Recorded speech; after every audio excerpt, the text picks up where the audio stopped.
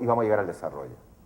La verdad, vamos a los estudios más serios en esta materia son los de Ricardo Caballero y Eduardo Engel, y que estudian qué pasaría con la economía chilena si tuviera el nivel de flexibilidad microeconómica de la economía norteamericana.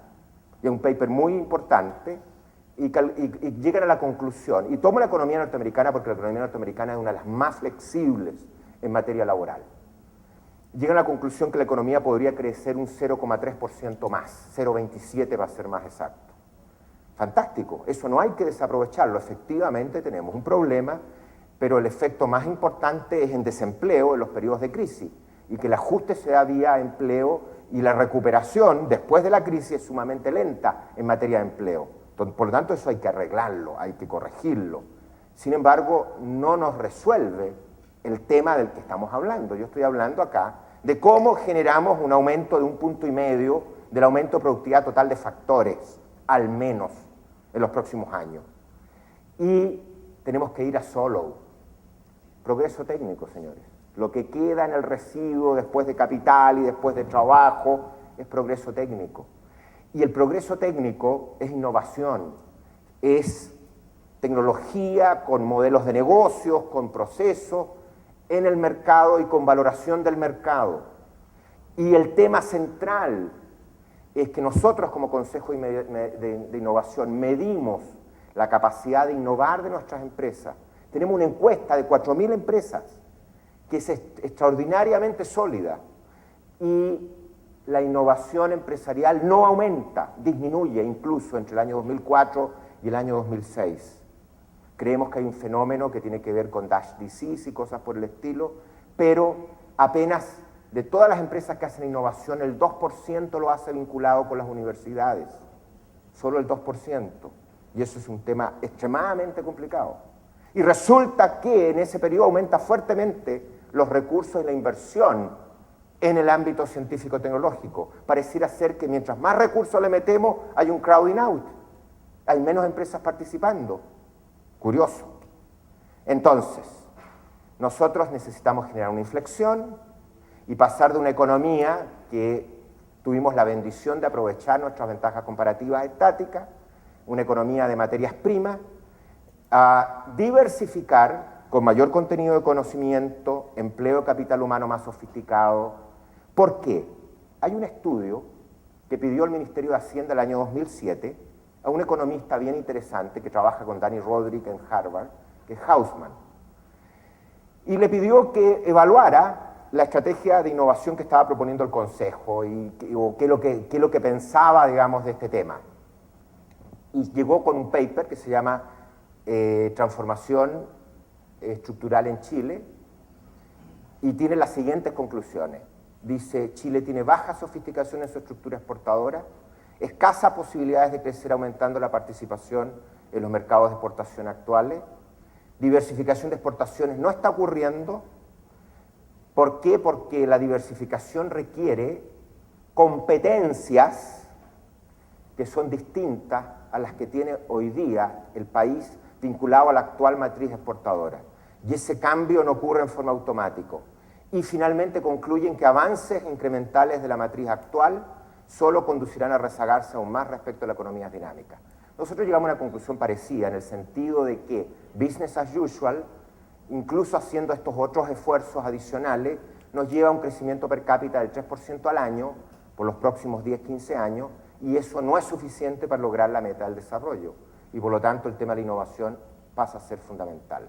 La OECD nos hace una propuesta, y distinta un poco a la de Hausman, y la propuesta que hace es muy simple. Dice: mire, tome sus recursos naturales, y como son sectores de clase mundial, como somos de clase mundial en cobre, éramos, ya no sé si somos en salmones, en fruta sí, etcétera, etcétera, usted en torno a esos sectores y a esos verticales, lo que puede hacer es generar fenómenos de innovación que va a producir un fenómeno de diversificación con mayor contenido de tecnología, y por lo tanto pensando en dar servicios para resolver los problemas de la minería subterránea, a lo mejor es capaz de crear una industria de servicios de clase mundial que integra tecnologías diversas.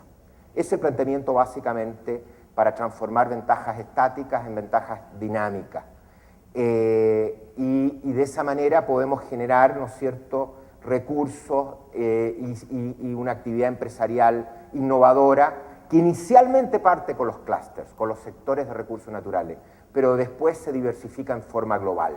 En otras palabras, a partir de esta visión y después de una larga discusión, el Consejo de Innovación planteó la siguiente estrategia.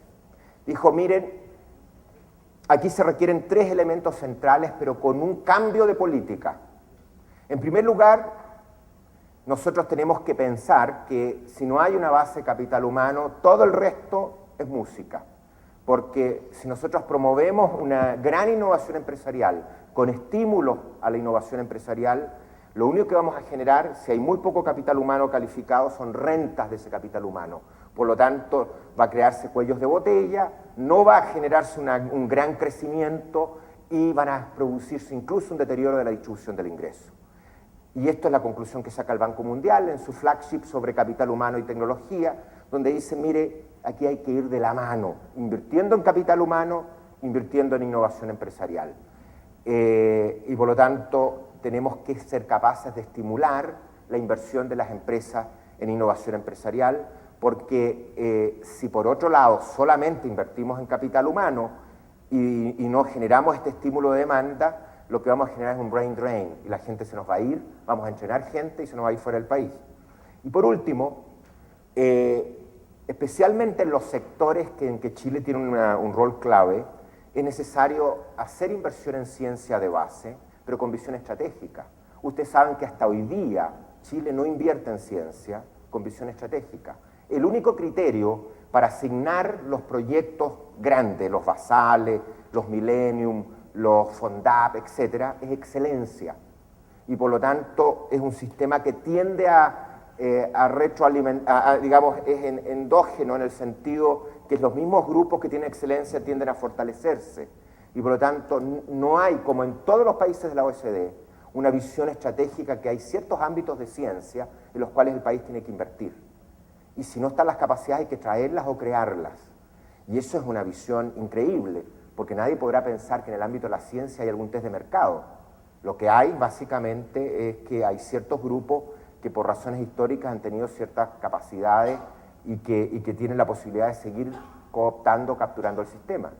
Y por lo tanto aquí hay un tema mayor. Entonces, ciencia con orientación estratégica. En definitiva, lo que nosotros estamos planteando es un enfoque de selectividad y en una primera aproximación, selectividad que no es voluntarista para nada, que tiene los siguientes criterios. Es una selectividad orientada a tomar los recursos naturales, los cuales nosotros tenemos ventaja, y tratar de generar una dinámica de creación de clúster, es decir, de encadenamiento, muy a la Porter, muy a la Michael Porter, y de transformación, es decir, que a partir de los servicios sofisticados de recursos naturales, tú logras crear nuevas industrias con más contenido de conocimiento, de innovación y de tecnología. ¿Por qué? Porque rápidamente, en la medida que tú estás tratando de resolver problemas de industrias que son de clase mundial, que son grandes a nivel global, tú adquieres competencias que te permiten competir a nivel global. Y es ahí donde se requiere un desarrollo de emprendimiento innovador y generar ciertas condiciones para que eso ocurra en forma expedita. Una discusión de cómo identificar estos sectores, bueno, mucho análisis experto, benchmarking internacional. Aquí no queremos de verdad identificar actividades con ventajas comparativas latentes, es decir, aquí no estamos tratando de crear industrias que después no vamos a tener ninguna ventaja y que van a morir y por lo tanto va a ser plata gastada. Hay muchas experiencias en el mundo de ese tipo de elementos. Sí hay que tener elementos de test de mercado, de disposición a pagar en alguna etapa del proceso. Además, lo que es muy importante, hay un foco muy relevante en plataformas horizontales y un tema central, fallas de coordinación.